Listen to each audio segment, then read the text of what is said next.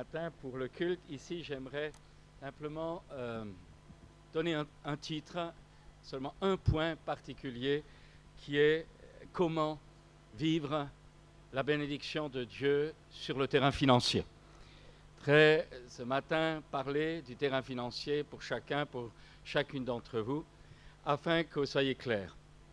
Premièrement, parce qu'il n'est pas normal que des chrétiens soient toujours dépendants et des dettes et des choses comme ça, ou vivent un peu dans une mentalité d'assister. La Bible donne un tout autre aspect. Il n'est pas du tout dit qu'il fallait constamment vivre de l'aide des autres. Elle dit au contraire, ne devez rien à personne. Donc, il y a là quelque chose à découvrir ou à vivre. La deuxième chose, c'est que les temps qui viennent vont être des temps difficiles. Nous le savons, malgré tout ce qu'on peut annoncer, économiquement, notre planète va, tôt ou tard, vers un krach économique. Vous savez aussi que les nations qui se dressent contre Israël, tôt ou tard, auront un choc économique parce que celui qui touche à Dieu. Et vous avez vu ça avec la Russie, qui était fortement opposée à Israël, interdisant aux Juifs de retourner chez eux. L'économie de la Russie a croulé par terre, et ça, c'était prévisible. Vous devez aussi vous rappeler que la France est loin d'être pro-israélienne, sans rentrer faire de la politique. Donc, tôt ou tard, nous aurons aussi un choc, à moins que la politique change. Tôt ou tard, nous aurons un choc aussi sur notre pays. Mais plus que cela aussi, c'est clair que dans l'analyse économique de notre planète, nous vivons au-dessus de nos moyens. Les Américains vivent aussi au-dessus de leurs moyens. Ce qui, je pense, les tient encore, c'est parce qu'ils prennent encore position pour Israël. Mais si jamais eux aussi changent leur politique, ça va mal se terminer. Mais la Bible prévoit des difficultés qui permettront, je ne sais pas trop, la réalisation prophétique, l'Antéchrist avant ou après. Mais ce qui est sûr, c'est que vous ne devez pas vous attendre à un âge d'or où tout le monde va baigner dans l'huile, où tout le monde va gagner des centaines de millions, etc. Il faut être clair, les temps qui viennent vont être des temps difficiles. Mais à cause de cela, parce que le monde dans lequel nous vivons est couché sous la puissance du malin, à cause de cela, il faut que nous, les chrétiens, ne soyons pas embarqués par ça, emportés par les raisonnements du monde, ni les méthodes du monde, mais nous devons savoir ce que Dieu nous donne, nous devons savoir ce qui est à nous, et nous devons savoir aussi comment le vivre. Alors, je prendrai donc le problème de la pauvreté ou le problème de la richesse, avec également une conception juste de la richesse. Vous savez qu'il y a beaucoup de livres qui ont été écrits, beaucoup de prédications que vous entendez, où on vous dit que le chrétien est le super riche, donnez votre vie, gagnez de l'argent, Dieu ne veut pas qu'on soit pauvre, etc. Et on entend ça sur toutes les coutures, et quand on fait des appels d'argent, vous remarquez que ceux qui encaissent, c'est ceux qui enseignent souvent ces choses-là. Donc, vous devez savoir que malgré toute cette propagande, il y a des chrétiens pauvres. Il faut savoir que malgré toute cette propagande, il y a des chrétiens qui donnent la dîme et qui n'ont pas d'argent. Et il faut regarder que la situation de bien des familles, de bien des chrétiens, ils ont des dettes, ils sont en arrière sur bien des choses, alors que pourtant Dieu avait dit, vous serez la tête et non pas la queue. Et on voit malheureusement parfois des chrétiens dépendre de services sociaux, parfois de personnes athées, même hostiles à Dieu, alors que Dieu pourtant lui a dit, je vous bénirai, je bénirai ta huche, je bénirai ton grenier, je bénirai ton bétail, je te bénirai, tu seras la tête et non pas la queue. Est-ce que la Bible s'est trompée? Est-ce que ce sont des promesses vaines? Est-ce qu'au contraire, Dieu veut nous apprendre à prendre des victoires? Et ce que je vais partager ce matin, ce n'est pas des critiques, nous pouvons tous des moments difficiles peut-être avoir, mais ce que je voudrais placer devant vous, c'est le chemin de s'en sortir. C'est le chemin d'aller de l'avant, de ne pas plier les chines, de ne pas plier la tête comme tout le monde, mais de savoir qui nous sommes, le peuple de Dieu, et de savoir quelles sont les promesses de Dieu. Tout d'abord, une première chose, la Bible parle de malédiction. Elle dit très clairement, je n'ai pas le temps d'insister, mais elle dit très clairement qu'il y a des bénédictions et des malédictions.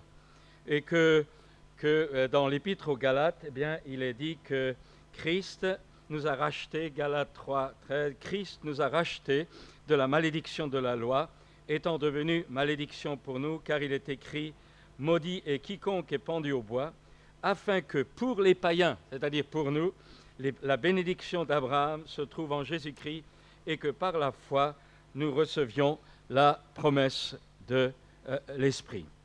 Nous devons comprendre que la Bible parle de 3 sortes de morts.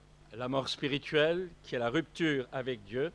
Cette mort spirituelle est rentrée dans l'être humain, est rentrée dans l'humanité au moment où Adam et Ève ont trahi Dieu. Il faut bien le comprendre, c'est plus qu'une désobéissance, c'est une trahison. Pourquoi est-ce que Dieu permet que le diable, malgré qu'il soit vaincu à Calvaire, ait encore tellement de possibilités sur la planète? C'est que nous ne réalisons pas l'incroyable trahison. En un mot, le bail de location de la planète que Adam a donné à Satan. Et parce que nous ne comprenons pas les profondeurs de cette trahison, les profondeurs et la portée de cette trahison au moment du jardin de l'Éden, que nous ne réalisons pas pourquoi le diable a encore tellement de pouvoir aujourd'hui. Mais vous devez comprendre que c'est tributaire de l'incroyable profondeur de la trahison d'Adam et d'Ève. Et que nous payons, nous avons encore à supporter les clauses d'un bail qui date depuis le jardin d'Éden. Et ça, les problèmes vont continuer encore jusqu'à ce que temps où tout ça s'arrête. Mais j'aimerais dire, il y a donc une mort spirituelle, séparation avec Dieu. Il y a une mort physique, c'est la mort physique, c'est le résultat physique de la séparation avec Dieu.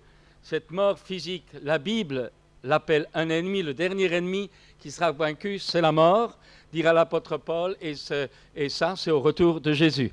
Notre corps attend la rédemption, la résurrection, donc votre corps et le mien s'affaiblit, peut avoir des problèmes de tout genre, mais vous devez savoir que nous attendons la rédemption du corps, c'est la mort physique, c'est le dernier ennemi qui sera vaincu. Et puis il y a la seconde mort, la mort définitive, où, si vous voulez, c'est la condamnation éternelle dans les temps ardents de feu et de soufre. Ce que j'aimerais encore dire en introduction, c'est que vous et moi, nous ne sommes pas sous la malédiction parce que nous avons péché, parce que nous avons fait du mal. Ce n'est pas à cause de nos œuvres que nous sommes d'abord sous la malédiction. Vous devez comprendre que nous sommes sous la malédiction par rapport à ce que nous sommes. Non pas d'abord par rapport à ce que nous avons fait, mais par rapport à ce que nous sommes, c'est-à-dire l'héritage de la nature de péché que nous avons hérité de nos pères et que nous avons hérité d'Adam et d'Ève. Donc, c'est ce que je suis, cette nature de péché qui ne peut venir devant Dieu. Jésus dira d'ailleurs aux pharisiens qui pourtant faisaient beaucoup d'œuvres de justice légale, beaucoup d'œuvres religieuses, ils payaient la dîme, le cumin, faisaient toutes sortes de pratiques. Mais vous allez rester à ce niveau-là avec cette identité-là. Véritable, ou aux 3/4 véritable, parce qu'il a réussi à vous montrer toutes les blessures que vous avez accumulées dans votre enfance, qui vous ont voilé, qui vous ont faussé. Et ça peut être positif. Mais le thérapeute chrétien, lui, va beaucoup plus loin. Le thérapeute chrétien, une fois qu'il vous aura aidé à mettre en évidence votre identité véritable, celle que Dieu, celle que vous avez, que personne d'autre a, parce que personne n'a les mêmes empreintes digitales, le thérapeute chrétien, une fois que vous aurez réalisé votre identité, à ce moment-là, la personne qui connaît maintenant son identité en tant que chrétien doit maintenant apprendre, décider, faire le choix de renoncer à son identité, de se convertir à Dieu, d'accepter de mourir à son identité et de renaître en Jésus-Christ avec une vie nouvelle. En un mot, la thérapeutique humaine vous révèle partie de votre identité, tandis que la véritable thérapeutique chrétienne vous aide à découvrir votre identité pour que dans un libre choix, dans la direction du Saint-Esprit, vous acceptiez, vous preniez la décision, en tant que chrétien, de renoncer à vous-même, de vous repentir de vos péchés, de vous convertir au Dieu vivant et de recevoir l'Esprit de Dieu pour naître de nouveau. Et si vous avez reçu l'Esprit de Dieu, mais que la thérapeutique est nécessaire parce qu'il y a des blocages, alors le résultat, ce ne sera pas de recevoir l'Esprit de Dieu, mais de vivre dans la liberté que l'Esprit de Dieu peut vous aider à donner en acceptant votre marche chrétienne qui est, comme a dit Jésus, si quelqu'un veut me suivre, qu'il renonce à lui-même, qu'il se charge de sa croix et qu'il me suit. Vous devez comprendre que lorsque vous dites, lorsqu'un malade, émotionnel, psychique, blessé par la vie, lorsqu'il dit « je donne mon cœur à Jésus, je donne ma vie à Jésus », qu'est-ce qu'il donne comme vie? C'est ça l'enjeu de la psychanalyse, c'est ça l'enjeu de la thérapeutique. S'il a une fausse identité, l'identité que dans sa tête il donne à Jésus n'est pas la véritable. Donc il va donner cette fameuse fausse identité inconsciemment, c'est pas méchant mais c'est comme ça, il va donner cette identité, cette vie-là, il va la donner à Dieu, mais ce n'est pas la sienne. Ça veut dire qu'il donne quelque chose qu'il n'est pas, dont il n'a même pas conscience, et après dans sa vie chrétienne, ça les choque. Donc, vous devez comprendre que la thérapeutie amène l'individu à prendre conscience de son identité, mais après, le résultat pour un chrétien, c'est ensuite, c'est donner cette identité véritable dont maintenant il a conscience, c'est de la donner à Dieu, d'accepter de mourir à soi-même et de renaître en Jésus-Christ. Nous allons y arriver. Alors, je voudrais comporter l'importance, quand on parle de cure d'âme, relation d'aide, etc., l'importance pour votre vie comme pour la mienne, c'est la nouvelle naissance. Quand je dis l'importance, c'est la nouvelle naissance, vous et moi, nous pouvons vivre des expériences avec Dieu. Tu peux être un inconverti et recevoir des réponses de Dieu. J'étais rebelle à Dieu. Mes parents voulaient me convertir, j'étais rebelle, je savais que Dieu existait, j'étais rebelle, je ne voulais pas me convertir à 15-16 ans, je voulais mener ma vie, j'étais rebelle, et Dieu m'exauçait quand même pendant un temps. Vous retrouvez dans le livre de Nombres, dans le livre de Deutéronome déjà, dans le livre de la Genèse, avec la chute, vous retrouvez tous les aspects, si tu fais, eh bien tu reçois, si tu obéis, tu reçois, tu mangeras. Déjà dans le jardin d'Éden, il était dit, si tu me désobéis, alors eh bien, le jour où tu mangeras, eh bien tu mourras. Il y a donc d'un côté les promesses et de l'autre côté, comme je viens de le dire, les malédictions, les problèmes de tout genre. Et pas le temps encore, parce que je vais aller beaucoup plus loin, la pauvreté est le résultat, voire même une malédiction, alors que la prospérité est une bénédiction. Et j'aimerais encore dire ceci, que les bénédictions nous appartiennent aujourd'hui.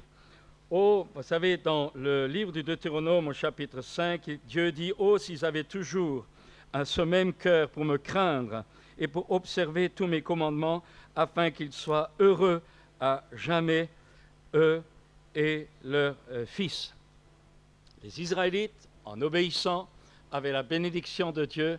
En désobéissant, ils encouraient la malédiction de Dieu.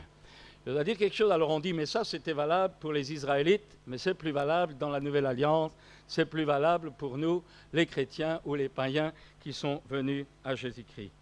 La parole de Dieu ne dit pas cela. Si nous n'avons plus l'occasion de faire des lois, d'obéir à des lois, à des règlements, à des sacrifices, la parole de Dieu nous dit dans Romains 13, « Ne devez rien à personne, si ce n'est de vous aimer les uns les autres, car celui qui aime les autres accomplit la loi. » Galates 5 nous dit « Car toute la loi est accomplie dans une seule parole, celle-ci, tu aimeras ton prochain comme toi-même. » Les Israélites devaient obéir à la loi pour avoir la bénédiction de Dieu, et pour nous, pour avoir la bénédiction de Dieu, nous devons laisser, par la nouvelle naissance et l'Esprit de Dieu, l'amour de Dieu couler au travers de nous pour les autres, car c'est en aimant les autres qu'on accomplit la loi de Dieu. Il y a Romains 13 dit en effet, les commandements, tu ne commettras pas d'adultère, tu ne commettras pas de meurtre, tu ne commettras pas de vol, tu ne rendras pas de faux témoignages, tu ne convoiteras point, et tout autre commandement se résume dans ces paroles, tu aimeras ton prochain comme toi-même. L'amour ne fait pas de mal au prochain, l'amour est donc l'accomplissement de la loi. Et quand Galates nous dit que Christ nous a rachetés de la malédiction de la loi, notre foi en Christ, notre relation avec Christ, vous le montrer, nous permet de mettre en bénéfice par notre foi dans la mort expiatoire du Christ nous permet alors d'expérimenter les bénédictions que Dieu avait promis à Israël, qui nous deviennent accessibles parce que nous devenons enfants d'Abraham par la foi en Jésus-Christ, et l'accompli de la croix du Calvaire nous donne la propriété de cet héritage que Dieu avait donné à Abraham et à sa descendance. Vous devez donc comprendre que Dieu n'a pas changé. Le Dieu de l'Ancien Testament, ce n'est pas un autre Dieu que celui du Nouveau Testament. Et ce que Dieu veut, c'est le bonheur, c'est la prospérité de tous. Car la prospérité, ça fait partie de la grâce de Dieu et de la bénédiction de Dieu. Alors je vais aller maintenant un petit peu plus loin. Vous devez savoir également que nous vivons dans un monde de péché. Le prince de ce monde, c'est le diable. Et nous vivons dans un monde où le diable règne. Mais par contre, par la nouvelle naissance, l'action du Saint-Esprit, la puissance de Dieu pour le baptême du Saint-Esprit aussi, nous avons été introduits dans le royaume de Dieu. Donc, à partir de ce moment-là, nous vivons dans le monde, mais nous ne sommes plus du monde. Et notre action, notre vie, notre comportement, nos privilèges, notre héritage, nos biens à nous ne dépendent pas du monde qui est sous la puissance du malin, mais dépendent de notre foi, de ce que Christ nous a acquis à la croix du Calvaire. Nous sommes les héritiers de la promesse d'Abraham en Jésus-Christ par notre foi. Et vous devez comprendre qu'à partir de ce moment-là, il y a beaucoup de choses qui se posent. Nous avons bien souvent dans nos formes de prière pentecôtistes, ça peut-être les évangéliques ont beaucoup à nous apprendre. Nous essayons de prier, de hurler, d'arracher à Dieu la bénédiction. Seigneur donne, Seigneur fait ceci, Seigneur fait cela. Mais je vous dis franchement, dans le fond, en profondeur, c'est faux. La Bible ne te dit pas que tu dois persuader de Dieu de te donner les choses. Pour un chrétien né de nouveau, la Bible dit que Dieu t'a tout donné en Jésus-Christ. Tout ce qui contribue à la vie et à la piété. Donc, ton héritage, que ce soit au niveau physique, ton héritage au niveau spirituel, ton héritage au niveau matériel, financier, puisque ce matin, c'est le terme de la finance, il faut que tu saches, comme dira l'apôtre Jean, je souhaite que tu prospères à tous égards, comme prospère ton âme. Il faut que tu saches qu'à la croix, Christ t'a acquis un héritage de prospérité. Et la Bible dit que Jésus s'est fait pauvre afin que tu sois enrichi. Alors on dit, ben oui, mais ça c'est spirituel. Pas vrai du tout. Ce n'est pas spirituel du tout parce que Jésus spirituellement était excessivement riche. J'estime que quelqu'un est spirituellement riche quand il peut ressusciter un mort, quand il peut purifier un lépreux. Donc spirituellement, Jésus était très riche. Seulement il s'est fait pauvre matériellement parce qu'il prenait en lui la malédiction de la loi et de toutes les choses de notre vie passée. Donc je voudrais dire par là, 2 Corinthiens 6 nous dit « Car vous connaissez la grâce de notre Seigneur Jésus, qui pour vous s'est fait pauvre, de mort qu'il était, afin que par sa pauvreté, vous soyez enrichis. » Alors j'ose dire, Dieu veut que son peuple soit dans l'abondance. Et Paul dira aux Philippiens, « Et mon Dieu pourvoira à tous vos besoins, selon sa richesse, avec gloire, en Jésus-Christ. » Ça, c'est l'étendard placé là. Mais comme je l'ai dit, le psaume 34 nous dit, le malheur atteint souvent le juste, mais l'Éternel l'en délivre toujours. Donc il est clair que vous et moi, en tant que chrétiens, parce que nous ne sommes plus du monde, parce que nous vivons dans un monde d'opposition, il est clair que nous avons des luttes, il est clair que nous avons des combats, il est clair que nous avons, j'ose dire, des tests de notre foi. Il est clair que nous pouvons être éprouvés dans notre foi sur le terrain de l'argent, sur le terrain des finances, sur le terrain économique, sur le terrain spirituel, sur le terrain matériel, sur le terrain physique. Il est clair que ces choses nous arrivent. Mais l'apôtre Paul nous rappelle que dans toutes ces choses, d'une façon ou d'une autre, parce que nous sommes héritiers de Dieu, héritiers d'Abraham, dans toutes ces choses, nous sommes plus que vainqueurs par celui qui nous a tant aimés. La vie chrétienne n'est pas cette vie à l'eau de rose, j'attends dans mon hamac, ça tombe tout seul, que la mangue tombe tout seul. Où il y a une participation de ma foi, il y a une participation de mon engagement. Et je vais maintenant arriver à un des points importants de la richesse de Dieu. La parole de Dieu, elle est très très claire. La parole de Dieu nous dit que Dieu veut que nous soyons prospères, mais la parole de Dieu la parole de Dieu condamne la convoitise, l'orgueil de la vie et l'amour du monde. En un mot, pourquoi des chrétiens parfois disent-ils, mais moi je donne ma dîme, moi je donne. Pourquoi certains enseignements parfois on vous dira, il faut donner, comme ça tu recevras en 2 euros. Tu vas être béni, alors donne. Tu vas être béni, alors donne. Tu vas être béni, alors donne. Il y a des gens qui donnent leur dîme qui ne sont pas bénis plus. Il y a des gens qui font des offrandes parce qu'on les pousse à ça, ils ne sont pas bénis plus. Pourquoi? Parce que la clé de la véritable prospérité, d'abord, c'est l'état de ton cœur. La Bible dit très clairement, je résume, la Bible montre très clairement que ta vie, ma vie, doit être attachée au Seigneur.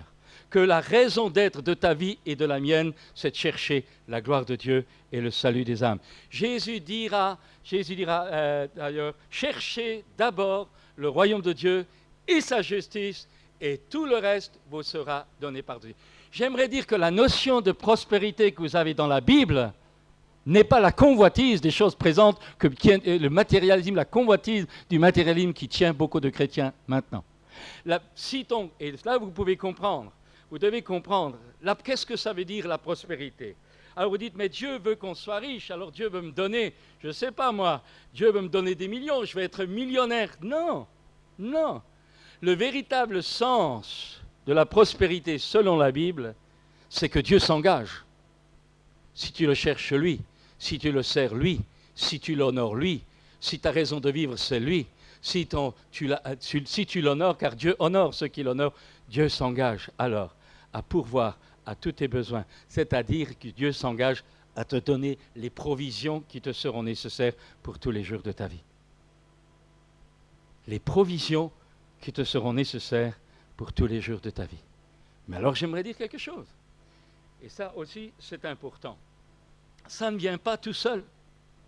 Peut-être que Dieu va parfois te bénir, mais parfois, je ne dis pas que maintenant, si vous allez comprendre ce que je veux partager ce matin, je veux dire qu'en 24 heures, tac, vous allez avoir un compte en banque super rempli, vous allez avoir des bénédictions, la dernière voiture, dernier cri, ou la voiture après laquelle vous soupirez, ou peut-être l'argent pour régler vos dettes ou pour payer votre loyer, parce que là aussi, il y en a pas mal qui ont des problèmes parfois.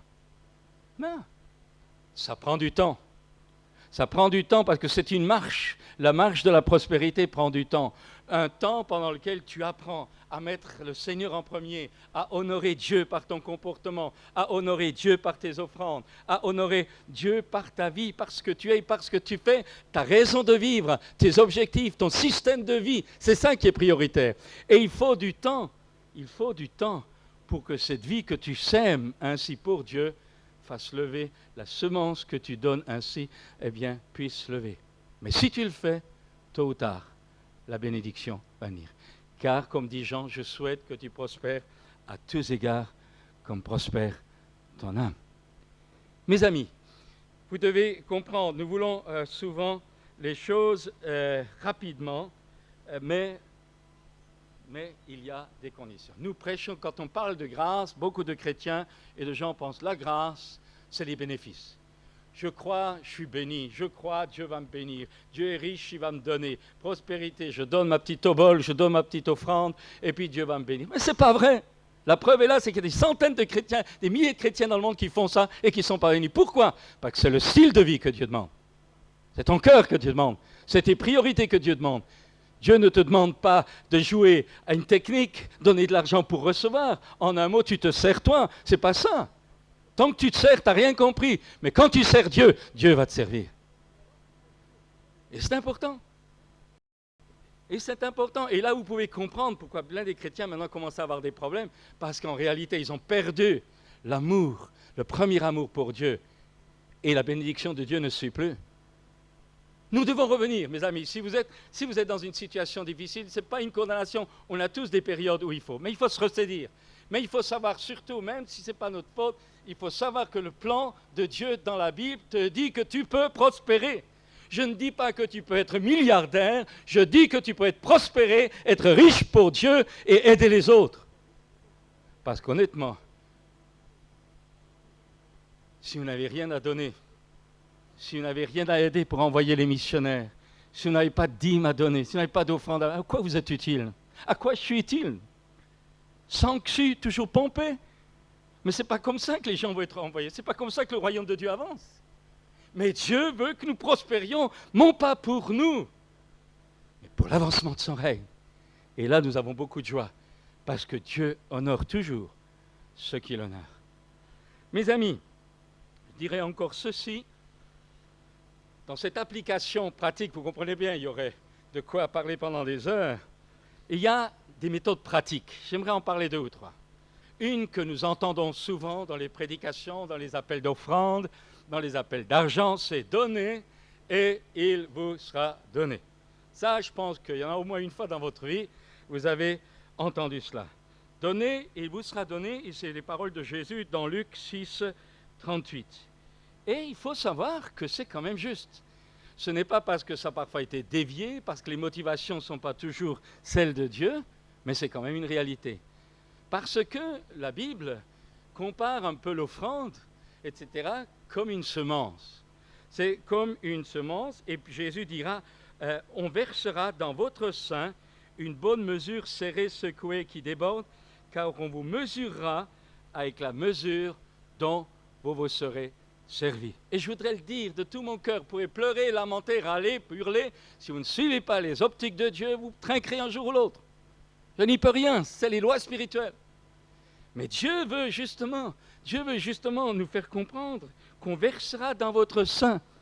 Je le disais tout à l'heure à la formation de 9h15, je disais, mais Dieu n'a pas de dollars ou d'euros là-haut dans le ciel. Ça ne vient pas tout seul. Mon frère, ma soeur, si tu attends que ça tombe du ciel, tu fais de Dieu un faussaire, parce qu'il n'y a pas d'euros dans le ciel. Les argents est sur la terre. Et l'argent est sur la terre, il n'y a pas d'argent qui descend du ciel.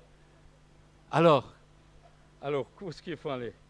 Alors, je vais vous dire, Dieu dira dans sa parole, je n'ai encore pas le temps de vous donner, l'or et l'argent m'appartiennent. La création tout entière dans laquelle nous vivons appartient à Dieu. Dieu est le propriétaire de tout. Et nous sommes ses enfants si nous marchons avec lui.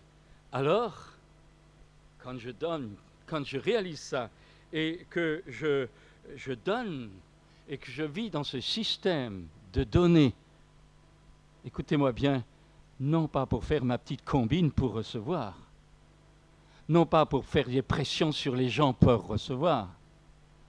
Il ne s'agit pas de faire une pression sur les gens, il s'agit de faire une pression sur la parole, la puissance de cette parole.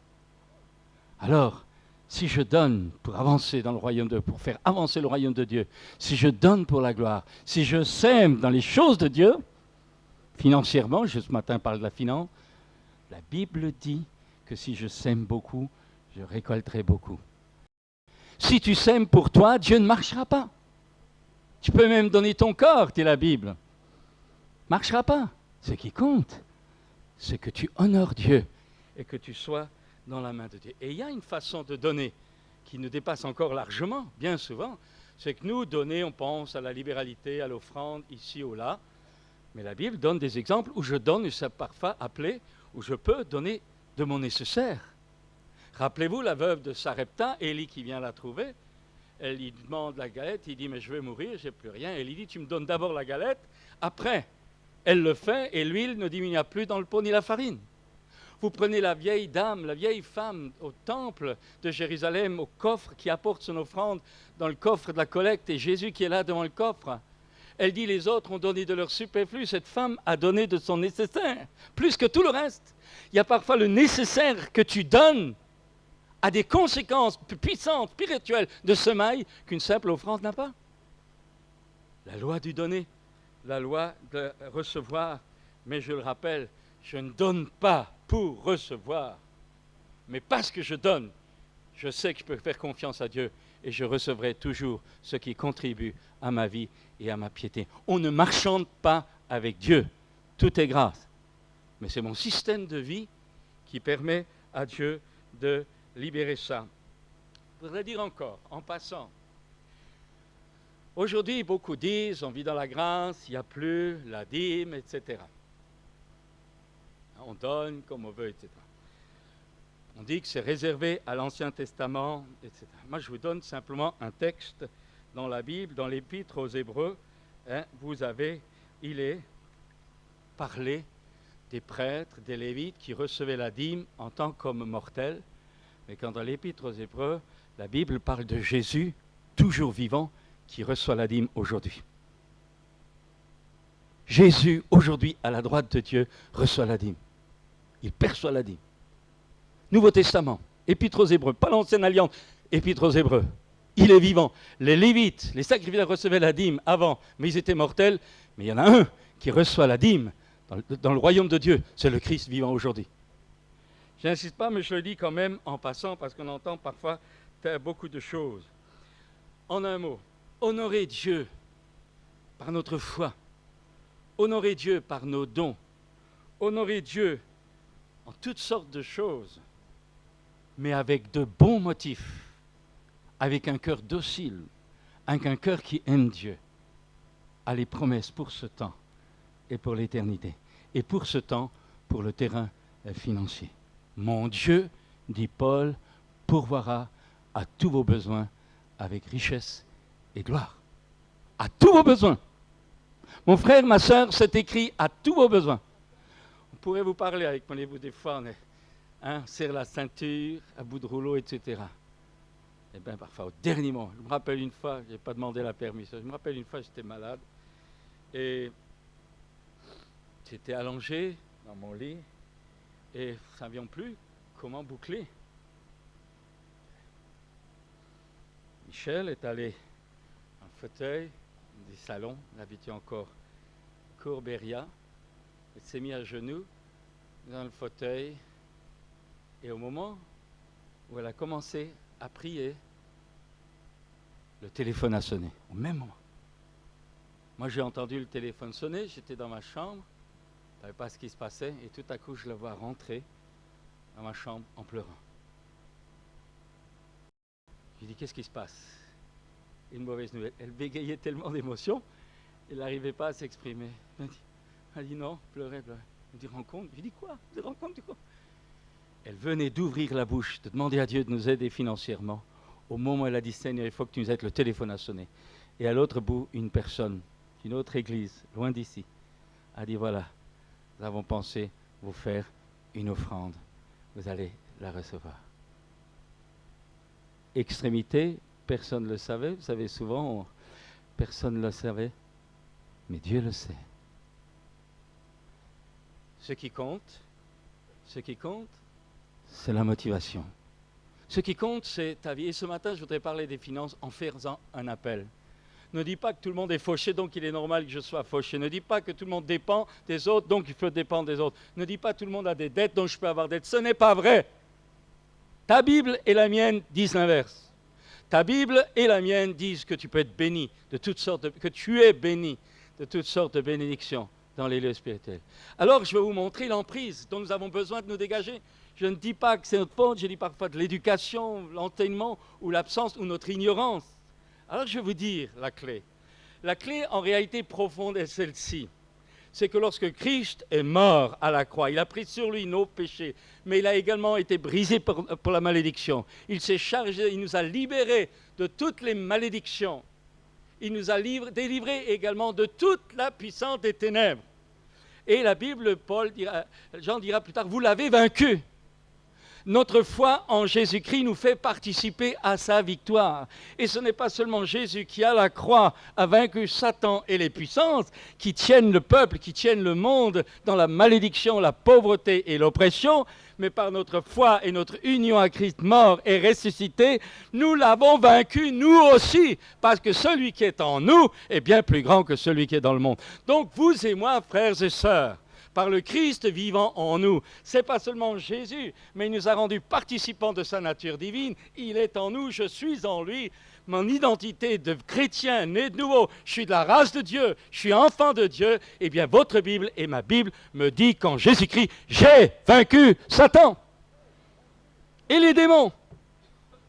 Et vous comprenez qu'alors, à partir de ce moment-là, il faut bien comprendre que parce que c'est fait, on n'a pas à pleurer, gémir, etc. pour que ça vienne, mais nous avons à libérer ce qui a déjà été fait. Et c'est à partir de ce moment-là que vous pouvez comprendre le sens du véritable combat spirituel. C'est celui-ci, je sais en qui j'ai cru. Je sais que j'ai l'hérédité d'Abraham en Jésus-Christ. Je sais que les promesses matérielles, spirituelles que Dieu a données à Abraham, elles sont à moi. Je sais que ça m'a été donné, je sais que c'est à moi. Maintenant, qu'est-ce que je fais? Eh bien, j'exerce ma foi. Je n'attends pas tout seul. Je dis, Seigneur, tu me l'as donné. C'est à moi l'argent dont j'ai nécessaire pour payer mes factures, l'argent dont j'ai besoin pour aider à la mission, l'argent dont j'ai besoin pour être fidèle à toi, dans la dîme, dans les offrandes, quand tu me le montreras. Seigneur, je crois en toi, j'ai vivant, Seigneur, j'ai donné ma vie, je te l'ai donnée. C'est toi ma raison de vivre. Alors maintenant, Satan, tu lâches. Et voilà. Dieu m'a tout donné. C'est à moi maintenant d'exercer mon autorité. Et dit, Satan, tu enlèves tes sales pattes de cet argent qui me revient. Tu enlèves tes mains de ce corps qui est obsédé. Tu enlèves tes mains de ce blocage que j'arrive pas à financer. Tu enlèves tes mains. Tu enlèves tes mains. Tu enlèves tes mains au nom de Jésus. Parce que tu as été vaincu et que moi aussi je t'ai vaincu en Jésus. C'est ça la prière de la foi. Et puis alors, je demande à Dieu, Seigneur, que tes anges, que ton esprit fassent rentrer l'argent, fassent rentrer les provisions que tu m'as déjà données en Jésus-Christ. Et ça ne dépend pas des temps de disette économique ou autre. Peut-être que Dieu, le jour d'une économie difficile, ne te donnera pas une Rolls-Royce, mais il te donnera peut-être un petit anon qui t'aidera à aller plus loin. Ce qui compte, c'est que tu aies de quoi manger, de quoi vivre, selon l'abondance du lieu, du moment, parce que Dieu est fidèle. Mon ami, mes amis, j'aimerais vous dire que ce qui compte, c'est notre fidélité envers Dieu. Et je voudrais vous inviter ce matin, je voudrais encore dire ça parce que j'ai 2-3 trucs à rajouter. Je voudrais honorer Dieu, ça c'est clair, je viens de le répéter. Ne vous laissez pas dérober les bénédictions du Nouveau Testament. Soyez fidèles. Rappelez-vous Malachie qui dit, eh bien, mettez-moi de la sorte à l'épreuve.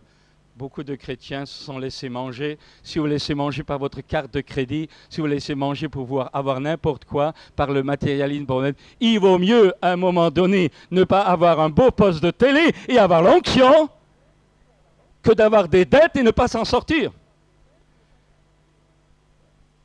Je le disais tout à l'heure, à la formation, 36 années de conversion, mais avec mon épouse, depuis qu'elle est mariée, vous avez, je crois, 66, on a toujours donné notre dîme. On n'en est pas mort. La preuve. Mes amis, apprenons de nouveau à être fidèles.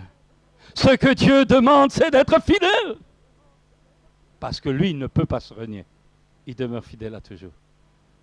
Mais il y a un test de la foi. Il y a des choses que je n'achète pas aujourd'hui.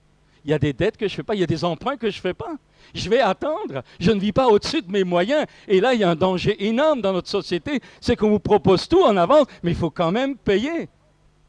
Et il y a des chrétiens qui sont venus voir, mais moi j'ai des dettes, j'ai fait des emprunts par-ci, je ne peux pas donner ma dîme. Mais je dis, tu as posé la question à Dieu au moment où tu as fait ton achat? Vous avez peut-être des dettes, mais ça ne remplace pas l'obligation de donner la dîme, parce qu'aux yeux de Dieu, la dîme ne vous appartient pas, elle est à Dieu. Donc, quand vous faites un truc comme ça, vous utilisez les moyens d'un autre pour vous servir, vous. Aujourd'hui, je suis étonné de voir la capacité que les gens ont de s'approprier un peu le truc des autres, même dans l'œuvre de Dieu. Incroyable. Bronche pas.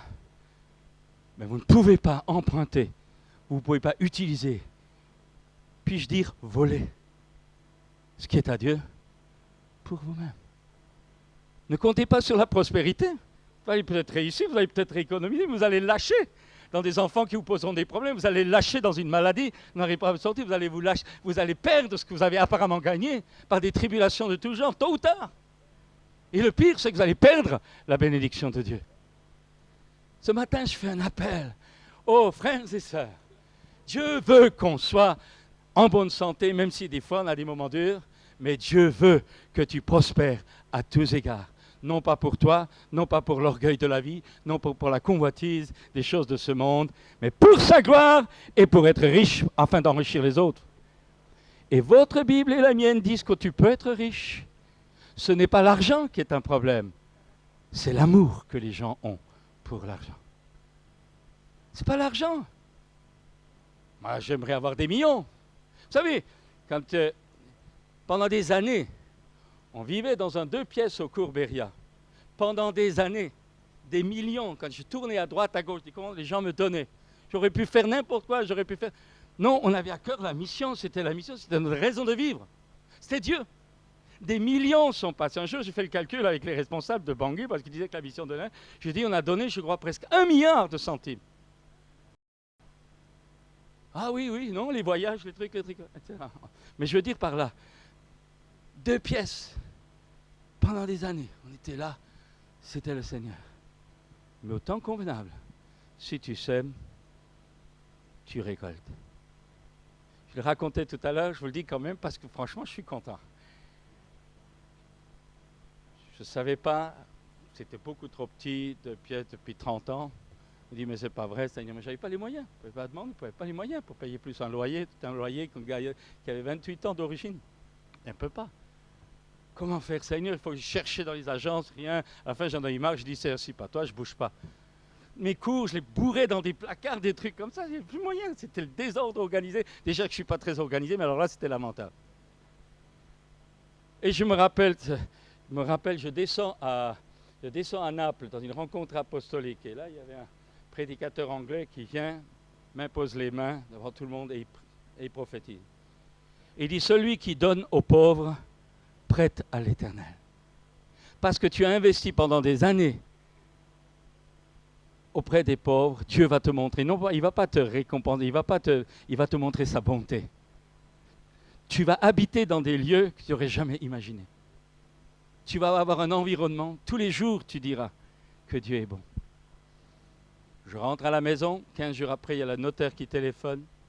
Et vous connaissez l'histoire pour les chrétiens.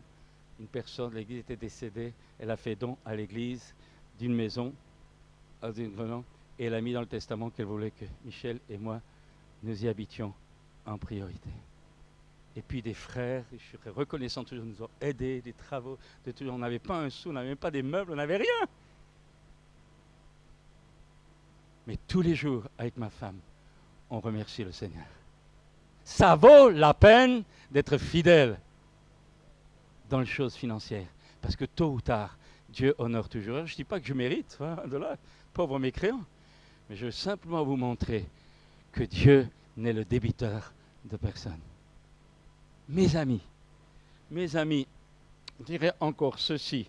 J'aimerais, on parle de semence. J'ai dit tout à l'heure, sachez que celui qui sème peu, dira Paul dans 2 Corinthiens 9, moissonnera peu, et celui qui sème abondamment moissonnera en abondance. C'est la loi de semer et de moissonner.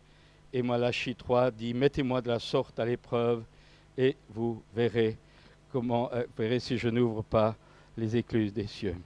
Je dirais encore, je rappelle, honorez Dieu, vous le trouvez. Communion fraternelle, n'abandonnez pas votre assemblée comme c'est la coutume de quelques-uns, parce que c'est nécessaire dans la vie chrétienne. Hier, on discutait au conseil. Dans la vie chrétienne, les gens n'ont maintenant plus aucune conscience de l'église locale. Ne change pas, parce que Dieu a voulu l'église locale pour qu'avec des frères si et des sœurs marteau, tu prennes de bons coups, mais que tu changes, parce que ce que Dieu veut, ce n'est pas ton salut, c'est ta transformation.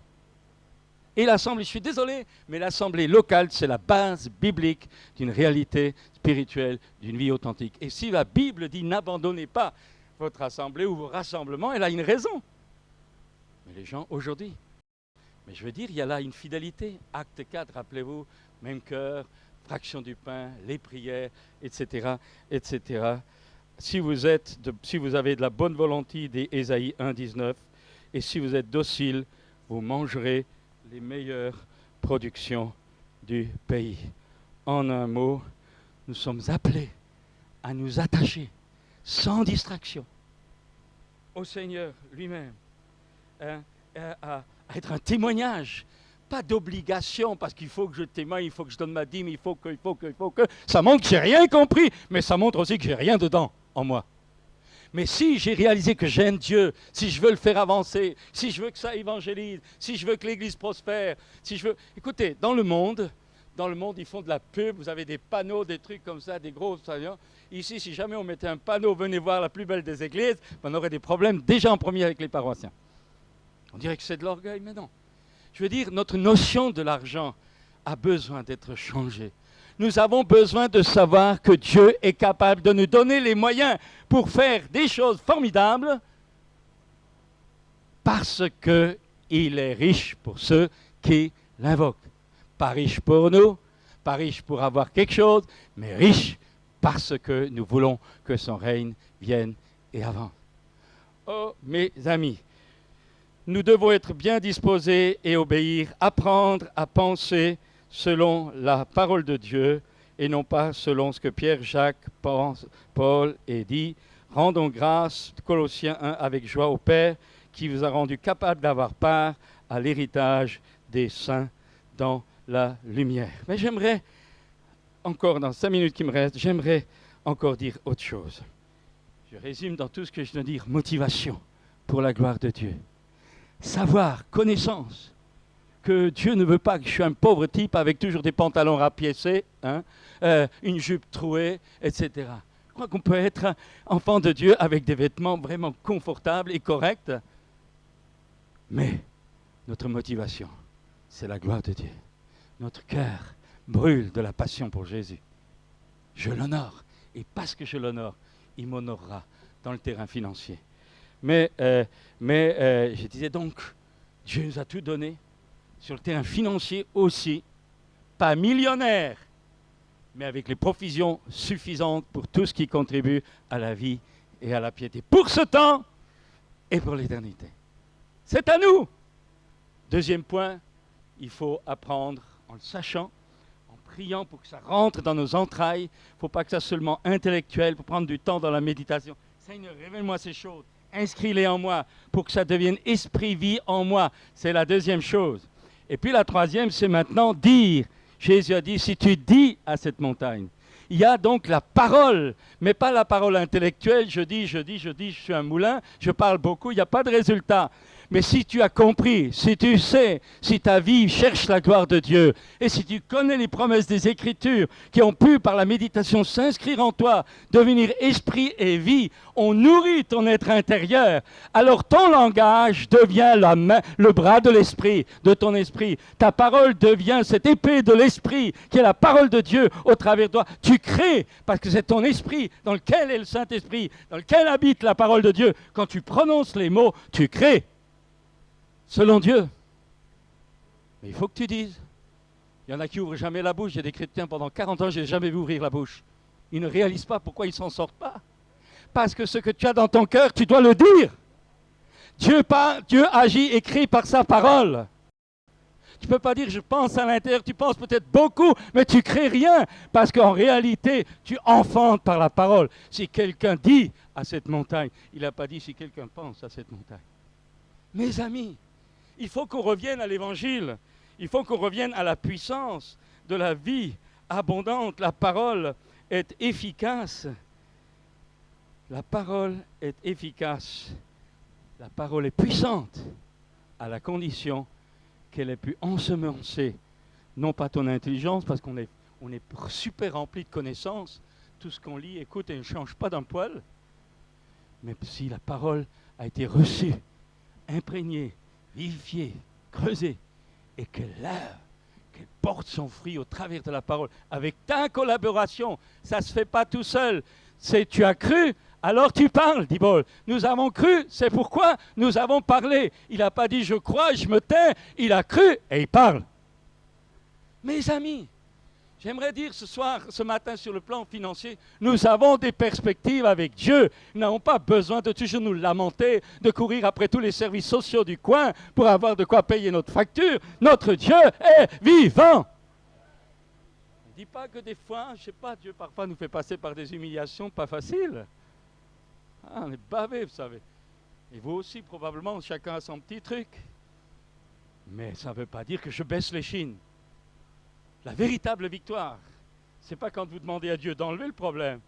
La véritable victoire, c'est dans le problème, trouver la force en Christ pour la traverser. Ça, c'est la vraie victoire. Parce qu'une fois que tu es sorti de là, tu as des biceps 2 fois plus larges. Mes amis, mais je termine par ce dernier point. Alors là, je vais vous faire sauter au plafond, mais vous savez, c'est une joie pour moi. Je vais vous dire quelque chose. Beaucoup de choses, honorer l'Église, la communion fraternelle, mais votre Bible et ma Bible, notre Bible nous dit aussi, et ça aussi, c'est une clé de bénédiction financière. On est sur les finances ce matin. Vous savez ce que c'est? Je vais vous le dire. Romains 13, 7. Rendez à chacun ce qui lui est dû. La taxe à qui vous devez la taxe, l'impôt à qui vous devez l'impôt, la crainte à qui vous devez la crainte, l'honneur à qui vous devez l'honneur. Ne devez rien à personne, si ce n'est de vous aimer les uns les autres, car celui qui aime les autres a accompli la loi. En effet, les commandements, tu ne commettras pas d'adultère, tu ne commettras pas de meurtre, tu ne commettras pas de vol, tu ne remettras pas de faute d'usage, etc. Eh bien, tu aimeras ton prochain comme toi-même. L'amour ne fait pas de mal à son prochain. L'amour est donc l'accomplissement de la. Et il continue. 1 Timothée 5 disait que les anciens qui président bien soient jugés dignes d'un double honneur. Surtout ceux qui prennent de la peine à la prédication de la parole et à l'enseignement. Car l'Écriture dit, tu n'emmuselleras pas le bœuf qui foule le grain, et l'ouvrier mérite son salaire. L'ancien qui est digne d'un double honneur. Il y a toutes sortes de mots pour ancien, pasteur, berger, évêque, tout ce que vous voulez, je n'ai pas le temps d'insister. La Bible dit simplement que car vous étiez comme des brebis errantes, mais maintenant vous êtes retournés vers leur berger et le gardien de vos âmes. Et Acte 20 nous dit, prenez donc garde à vous-même et à tout le troupeau sur lequel le Saint-Esprit vous a établi évêque pour faire paître l'Église de Dieu qu'il s'est acquise par son propre sang. Et on revient à 1 Timothée 5, donc vous voyez, ce sont des leaders responsables de l'Église, et en particulier ceux qui enseignent et ceux qui prêchent. Et qu'est-ce qu'il dit? Que les anciens qui président bien soient jugés dignes d'un double honneur, surtout ceux qui prennent de la peine à la prédication de la parole et à l'enseignement. Rappelez-vous ce que j'ai lu tout à l'heure, rendez à chacun ce qui lui est dû, l'honneur à qui vous devez l'honneur. Et j'aimerais dire quelque chose qui est à mes yeux la source, tôt ou tard, d'une absence de bénédiction, j'ose dire presque de malédiction sur sa famille ou sur les enfants ou sur notre vie. J'aimerais dire ce matin très clairement, etc., que les pasteurs, les enseignants et les bergers, l'équipe des anciens, dans leur responsabilité de couverture, de direction de l'Église, sont des ouvriers consacrés qui ont droit à l'honneur.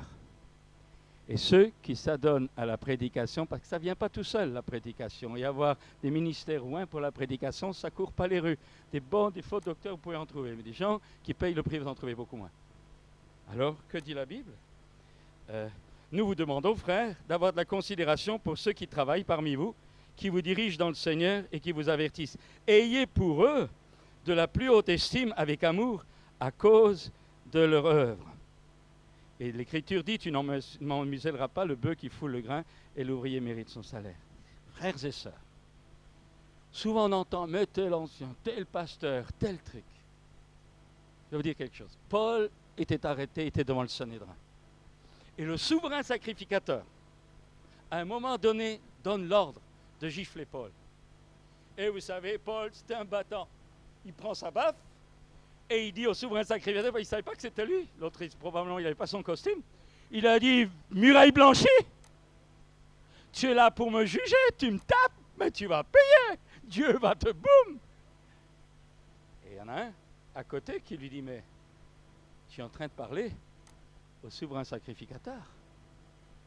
Alors Paul, immédiatement, se reprend. Il dit, je demande pardon, je ne le savais pas, car il est écrit, tu ne parleras pas mal du chef de ton peuple.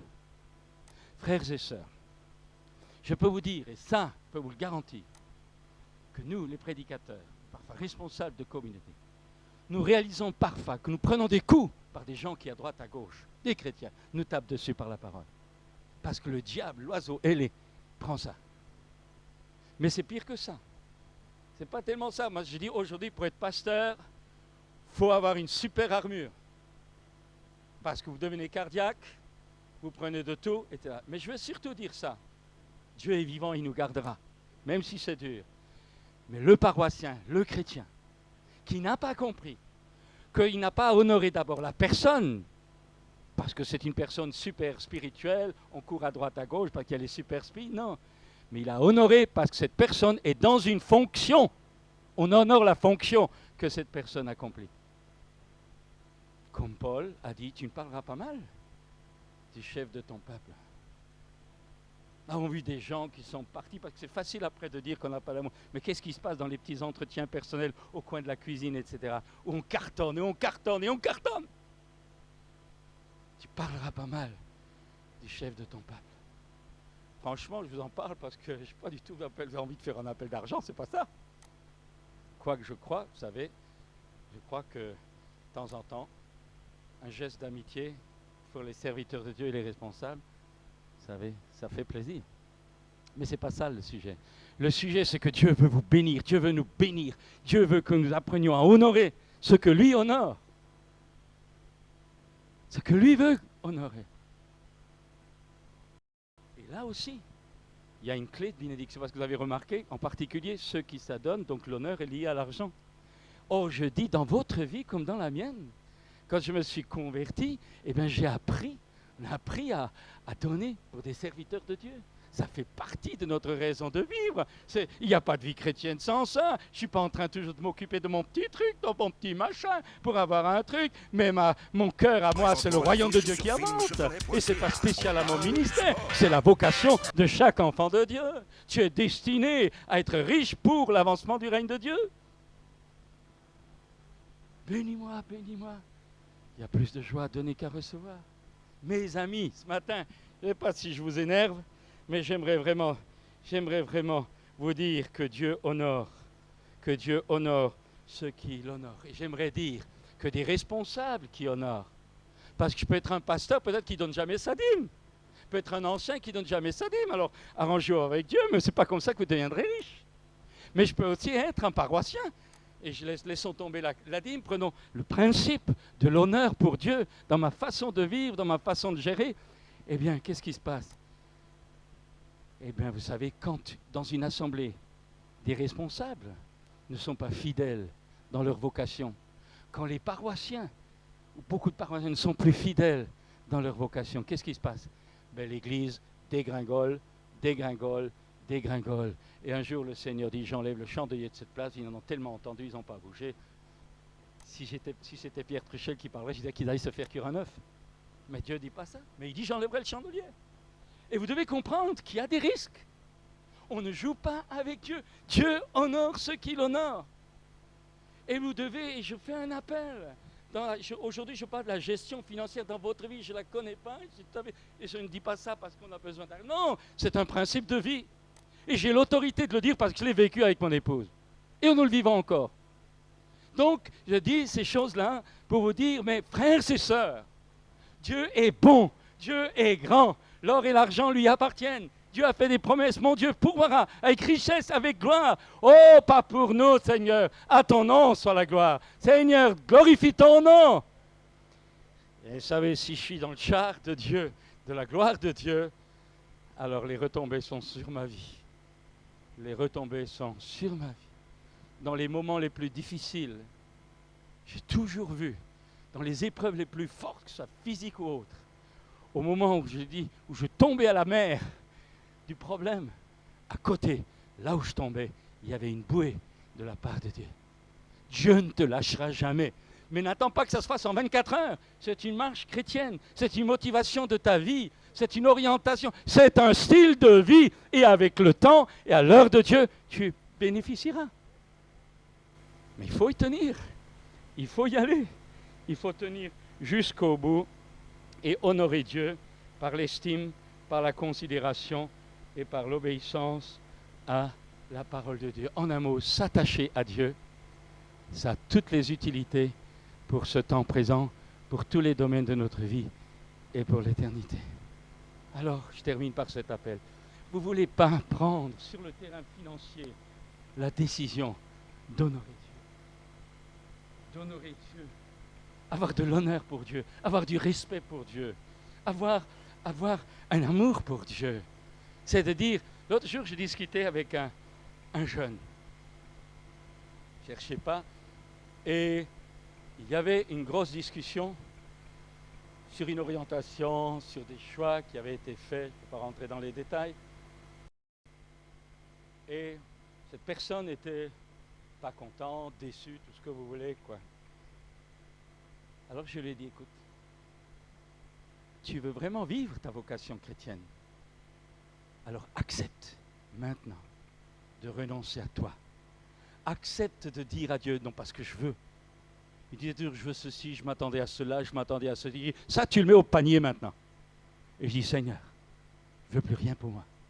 Je veux que tu sois le premier dans ma vie. Je veux que tu sois le premier dans ma marche. Je veux que tu sois le premier dans mon foyer. Je veux que tu sois le premier. Je ne veux plus moi quelque chose de l'autre. Je veux toi, Seigneur, en premier et pour toujours. Et je lui dis, tu verras comme Dieu sait arranger les choses après. Combien de gens clochent, Seigneur? Non. Christ ne veut pas d'abord être notre sauveur. Il veut être le Seigneur de tout. Et s'il est le Seigneur de tout, je lui appartiens. Et si je lui appartiens, il n'est pas fauché, il prendra soin de ma vie. Mais il y a l'épreuve de la foi parfois. Il y a les tests, il y a les moments difficiles, parce que ça aussi, ça me purifie, ça me nettoie, ça met en évidence mes faiblesses. Et lorsque je viens vers lui, son sang me lave, me purifie de tout péché. Conclusion, frères et sœurs, c'est formidable d'être chrétien. C'est formidable d'être enfant de Dieu. Je suis de la race de Dieu, je suis né de nouveau, j'ai reçu l'Esprit de Dieu. Et vous savez, il y en a parfois qui disent, mais je ne suis pas baptisé du Saint-Esprit. Ils ont une vie de toute la semaine, ils font n'importe quoi, n'importe où, n'importe comment. Mais ne pensez pas que le Saint-Esprit va descendre, Dieu n'est pas fou quand même. Mais si je marche avec le Seigneur dans la crainte de Dieu, dans l'amour de Dieu, pour lui, Seigneur, tu vois, j'ai besoin de ta puissance. Seigneur, j'ai besoin de ta force. Seigneur, j'ai besoin de l'argent pour pouvoir aider à la mission ou pour aider. Seigneur, j'ai besoin. Seigneur, c'est ta gloire que je cherche. Alors, tu n'as pas besoin de prier long. L'autre jour, je faisais des émissions de télé à la Marseille. Il y avait là un caméraman et je voulais faire un truc en public, mais ça, c'est pas présent. Je dis, est-ce qu'il y en a un qui a un problème de dos, etc. Et il y avait le caméraman, il avait un pied plus d'un talon plus court ou plus long, selon qu'on comprend. Hein. Il avait un bras presque la moitié de la paume de la main, beaucoup plus court, et il avait des douleurs cervicales très fortes. Écoutez, moi j'étais là en train de prêcher, je faisais mon émission pendant 28 minutes, 2 fois 28 minutes, 3 fois 28 minutes. Vous savez, à la fin il y avait telle onction. Et j'ai dit, bon, je vais prier pour toi devant les écrans, mais finalement, je n'ai pas vu, le thème était... Mais quand je me suis arrêté, je dis, viens là, au moment où je pose ma main, je voyais déjà, ça sentait déjà ses os bouger. Je dis, j'ai retiré ma main. Tout le monde était là, j'ai dit, tends tes bras, tout le monde voyait. Et là, tranquillement, sans problème, sans prière, sans supplication, uniquement, j'ai dit, regarde, sa main s'est allongée, son dos s'est redressé. J'ai dit, pour te montrer que ce n'est pas du bluff, j'ai demandé que cette main plus courte devienne plus longue, et devant tout le monde. Il y avait là des inconvertis, devant tout le monde, le bras s'est avancé. Ensuite, les deux mains, la main, devant tout le monde s'est monté. Ensuite, on a regardé les talons, paf, le pied s'est redressé. Vous savez ce qui s'est passé? Il a pleuré comme un gosse. Pleuré comme un gosse. J'ai pas forcé, ni rien. L'onction était là. La parole amène l'onction. Alors mon frère, ma soeur, t'as pas envie de vivre cette vie chrétienne? Oh!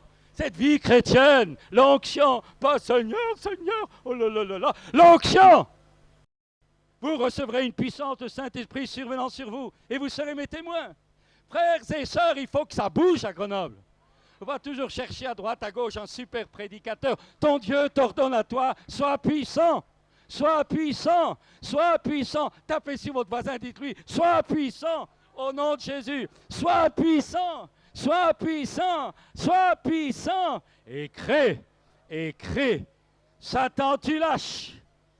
Satan, tu lâches. Satan, tu lâches parce que c'est à moi. Et que les anges de Dieu fassent rentrer les bénédictions financières. Je te dis que si tu crois, tu verras la gloire. On va se lever, mon Dieu. Je te dis que si tu crois, tu verras la gloire de Dieu. Tu verras la gloire de Dieu. tu verras la gloire de Dieu. Je te dis que si tu crois, tu verras la gloire de Dieu. Mes amis, je ne vais pas faire un appel parce que vous allez dire encore un appel et je ne veux pas vous donner cette satisfaction-là. Hein.